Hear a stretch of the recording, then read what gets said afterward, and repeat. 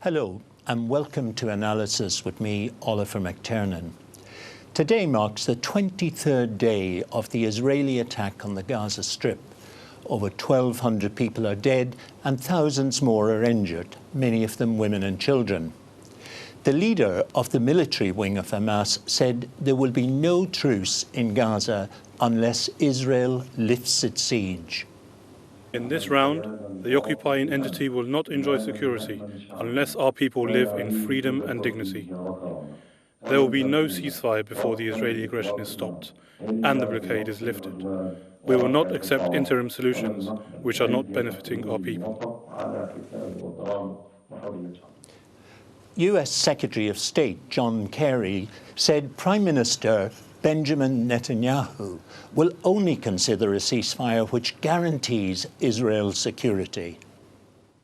Last night we talked, and the Prime Minister talked to me about an idea and a possibility of a ceasefire. He raised it with me, as he has consistently. He has consistently said that he would embrace a ceasefire that permits Israel to protect itself against the tunnels and obviously not be disadvantaged for the great sacrifice that they've made in order to be able to protect themselves thus far. As in previous ceasefire arrangements, Israel has made it clear it will not accept any agreement which would compromise its own security.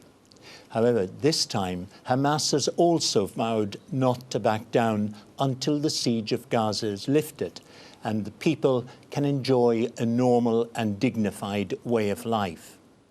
As the death toll in Gaza rises, will both sides stand by their statements, whatever the human cost?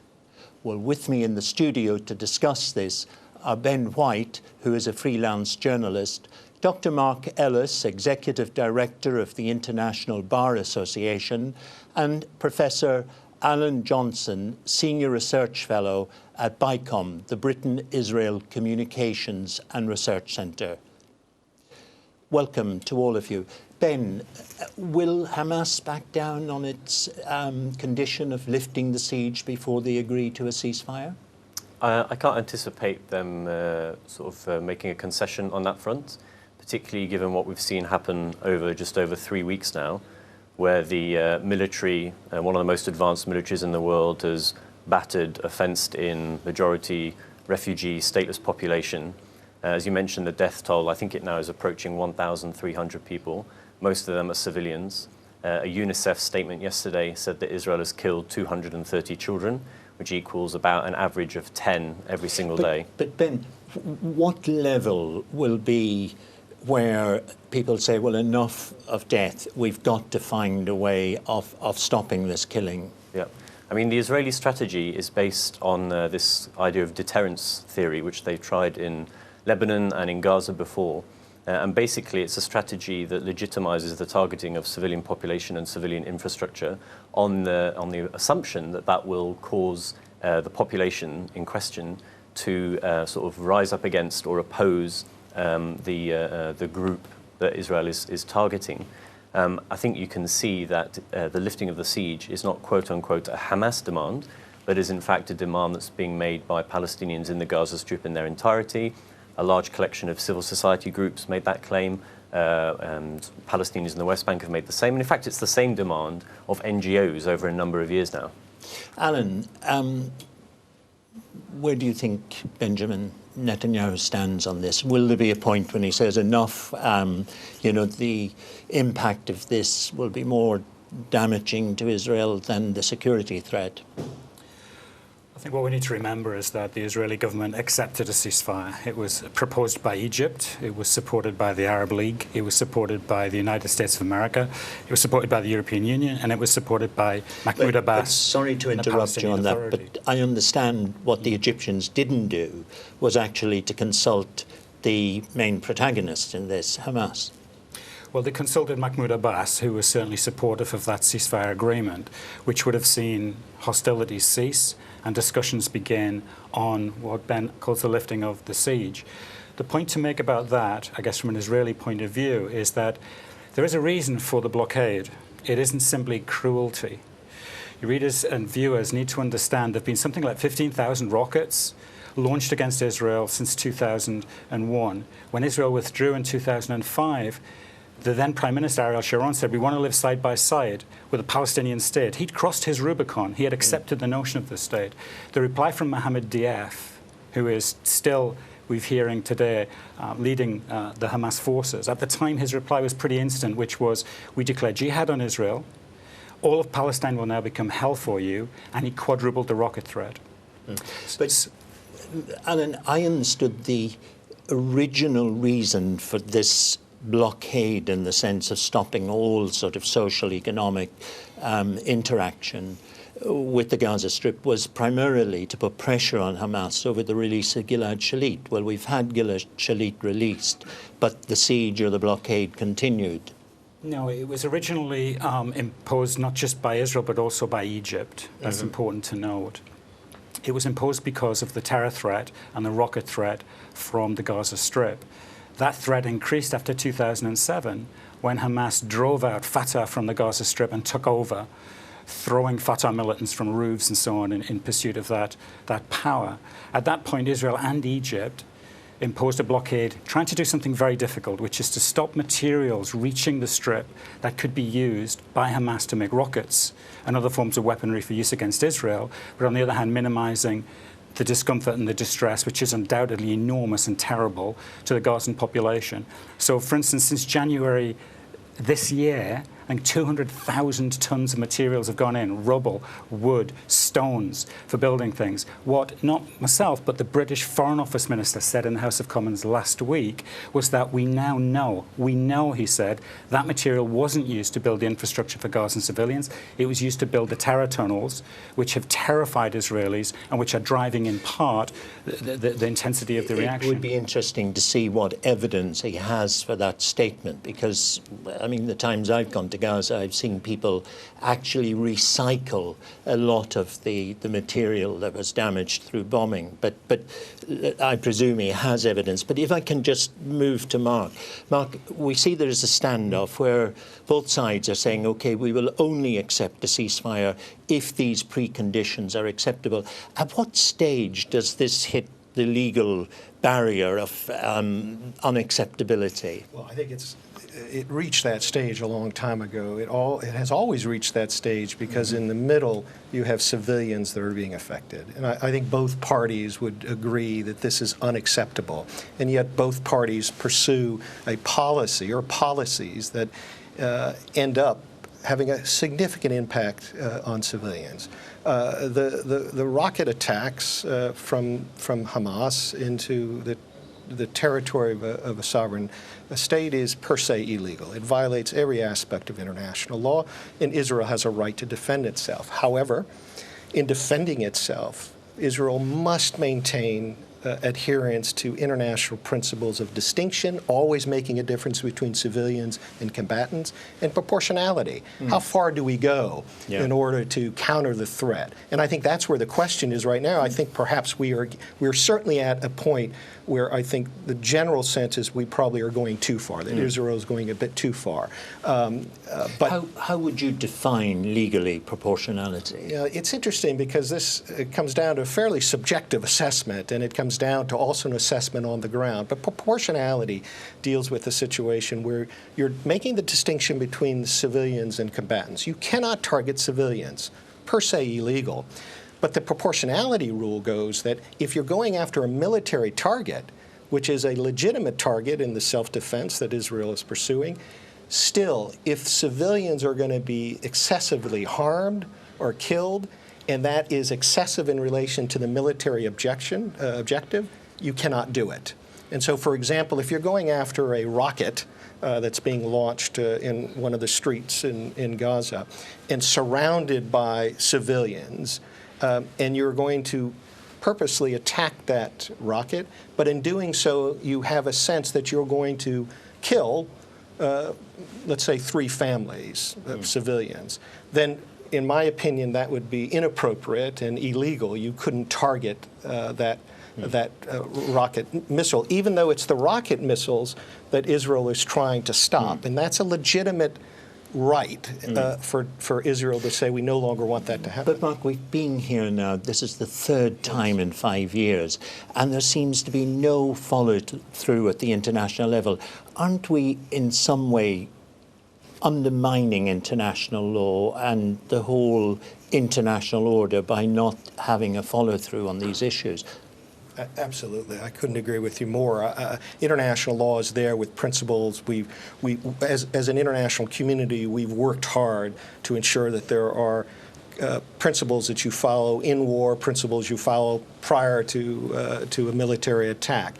But once those principles are being violated, the international community really becomes stymied, which goes back to the point that you brought up at the beginning. It's up to the parties to finally come and say, we need to we need to resolve this at least momentarily so that civilians are not affected. That's the key. Ben, do you think the whole issue of international law impacts on Hamas and the whole decision-making process? Not just on Hamas, there are 5 other resistance groups within Gaza. Do you think that plays some influence on their decision-making? Well, from the point of view of Hamas and Islamic Jihad and other factions, they're resistance groups that operate from and are part of an occupied stateless population that is using the means that they have at their disposal to defend themselves. And actually one of the angles that's, I think, sometimes missed out when it comes to Israel's right to self-defense that's invoked is that Israel is an occupying power in the Gaza Strip, notwithstanding the withdrawal of illegal colonists in 2005 and the military infrastructure that protected them. It's an occupying power in the Gaza Strip and West Bank, and therefore actually it has a responsibility to the occupied population, and its military operations have to be governed by occupation law. And we can see clearly in this last 3 weeks that those have been violated. Yeah, occupation law does not include an indiscriminate shelling of another country across the border. Even taking that in consideration, that there are major concerns here in the sense of the occupation issues, you cannot fire rockets across the border indiscriminately that has no target, a military target. That is not allowed under international law. But in the same way, as I said earlier, there are responsibilities on behalf of Israel in trying to counter this, and this is where I think there's major problems here. But let's not mistake the legal principle here. Occupation, whether it exists or does not exist, does not permit that type of policy. It does not. But Alan, where do you think Israel will go from here? I mean, it cannot continue this assault on Gaza at the level we have seen. Now, what is the way out? What is the solution, do you think? I mean, it's a great question. I think something you said before is really important when you talked about the absence of an international follow-through in previous rounds of this conflict, which I think is really spot on. And I think what we need to look at this time is a political follow-through, and not just figures in Israel, but certainly within Egypt and within Jordan and with America and the EU are all talking about the same thing now, which is reconstruction for demilitarization. So what does that mean, reconstruction for demilitarization? It means let's stop going from these one conflict after another, 18 months with different names for the operations, which, as you say, are simply holding operations to try and reduce the rocket fire. Let's do something more ambitious. Let's actually talk about an international consortium which looks at the demilitarization of the Strip, which satisfies Israel's security demands, and a long-term, large-scale economic reconstruction of the Strip, which deals with some of the desperate needs of the Gazan civilians. That's emerging as a new international agenda, which is a good thing. Ben, demilitarization of the Strip, is the Gaza Strip, is that a realistic option, or is it just another barrier, do you think, that will prevent finding a solution? To be honest, I think it's pretty unrealistic, and it's a demand that's emerged mainly from the Israeli government and been pushed by people within the Israeli political echelons and columnists. I think a major part of the international response going forward has got to be accountability. You've got Amnesty International, who have called for an arms embargo on Israel on the basis of war crimes being committed. I know in the UK at least 35,000 people have already signed that petition. And there has to be an end to this sense of impunity, because we've seen it happen in the massacre of 2008, 2009, again in 2012, and now as well. That Israeli military strategies and policies are conducted in the knowledge that there will be little to no repercussions for them. And that has to be a key part of things going forward. I mean, we've seen this week countries like Brazil, Ecuador, El Salvador, Chile, and Peru recall their ambassadors from Tel Aviv. The Brazilian president referred to it correctly as a massacre. Israel will face an inquiry in the UN Human Rights Council as well, and that has got to be part of the international community's response, because the victims of war crimes, whoever they may be, deserve justice. Mark, before, I'd just like to look at the legal implications of demilitarization of the Gaza Strip. If in international law it is regarded as under occupation, do resistance movements have a right to bear arms or not? They do have a right to bear arms. What was the catalyst for this most current crisis is the rockets, primarily. And so that should stop. Again, there's no justification for that. So demilitarizing that area, including removing the rockets, is absolutely, I think, absolutely essential on this. But again, the question I would ask, too, Israel has been quite successful in creating a defensive mechanism that, in essence, creates these rockets as being irrelevant. Very few get through. I don't know what the damage is. There's certainly damage. But it gets to the proportionality issue for me. That is, if you've created this defense mechanism, then is it really necessary to continue to pound Gaza, knowing that the number of civilians that are being killed continues to increase? And what you're after is a rocket that really has had no impact at all because of the effectiveness that the Israeli military has in defending it. So this, to me, is a new element here, and I think it should be discussed, and hopefully it will move both parties to a stage. So I just wanted to add something to the narrative, which I think is an important, perhaps correction to the idea that the catalyst for this particular round of violence was the rockets. I mean, if you sort of look beyond, decades of colonialism and occupation, the very specific chain of events most recently began with the kidnapping and murder of 3 Israeli youth in the West Bank, which we now know, contrary to what the Israeli government put out, was not a sort of Hamas order, but effectively the work of a lone cell. But then the deliberate and quite cynical exploitation of that by the Israeli government and military to target Hamas infrastructure in the West Bank. Hamas hadn't fired any rockets since the 2012 ceasefire agreement until that had taken place and until an Israeli airstrike had killed someone in the Gaza Strip. So this is an important part of the timeline that needs to be remembered. I want to deal with that, but just to go back to this question, because it's a question that I'm asked often by my friends, which is, why can't Israel just rely on the Iron Dome? It's a good question. It's a really understandable question, especially when you look at the TV images that we're all looking at and we're all appalled by. I think the answer is in part this. Iron Dome is not 100% reliable. It's about 90% reliable. There are people killed by direct hits from the rockets. In 2012, a family of 3 were killed. So that's one thing. But secondly, if you think of the life that children in the southern towns of Israel are leading, around Sderot and so on, studies in the mid part of the noughties were undertaken into the impact of the rockets, of the bomb shelters, of the panic on Israeli youngsters. And the study said that about 70% upwards were suffering from post-traumatic stress disorder symptoms. Now here's the thing. The rockets then became more potent and reached further into Israel. So they weren't simply Qassams that were being lobbed over the border. We then had Grad rockets. Then we had Iranian-supplied Faj 5 rockets. In this recent conflict, we had a rocket that reached 100 miles. Now that puts such a proportion of Israeli population under the rocket fire. Some people talk about the traumatization of Israeli childhood. There's a lot of pressure to say, look, we simply cannot live our lives like this. The rocketing has to stop. Ben, quick response. I mean, I have to say, I think it's pretty extraordinary to justify the bombardment of the Gaza Strip in the name of the protection of traumatized children, when over 230 Palestinian children have been killed, some of them playing on the beach, some of them sleeping in their beds in their family homes, and you've got mass displacement in the Gaza Strip. Children who are sheltering in UN schools are not safe. They're not safe anywhere in the Gaza Strip, which, as everybody knows, they've got nowhere to run to. But where do we go from here? We've talked about the failure of agreements in the past. We had Cast-Led, there was no follow-through on it. We had November 2012, no follow-through on that. Where do we go? I mean, what level of international supervision would Israel accept? Having struck a very positive note before and talked about reconstruction for demilitarization, I do think the discussion needs a little note of realism as well, which is the nature of the parties.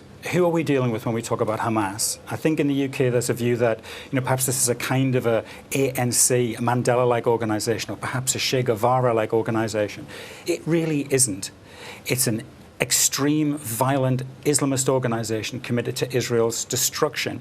It isn't a negotiating partner. A reformed Hamas, which accepts the international community's conditions of stopping the terror, accepting Israel's existence, taking away your program of destroying Israel, accepting the PLO agreement struck after Oslo and so on. That's a different Hamas. Israeli spokespeople have said at that point, all becomes possible. Ben, that's not the Hamas we have now. Do you recognise this description of Hamas? Before Hamas, the bogeyman was Fatah and the PLO. Okay? Israel always has a quote-unquote enemy that justifies continuing policies of apartheid and occupation. In the West Bank, the British government and the EU and numerous human rights organizations have documented how Israel imprisons and shoots human rights defenders who are simply defending their village and their properties. That's a documented fact, nothing to do with Hamas. Palestinians inside Israel are discriminated against and have been arrested during protests, nothing to do with Hamas. The historical record shows that an organization that's only been around sort of, a couple of decades is clearly not the sort of root problem when it comes to analyzing a long-term solution. Very quick response. Quick response. People should read the Hamas Charter, the first line of which says Islam will obliterate Israel. They should look at Hamas television, where the adult presenters teach the children to think that all Jews should be killed. This is all online. It can be looked at. I'm afraid that's all we have in this part of the programme. Do join us in the second part. Thank you.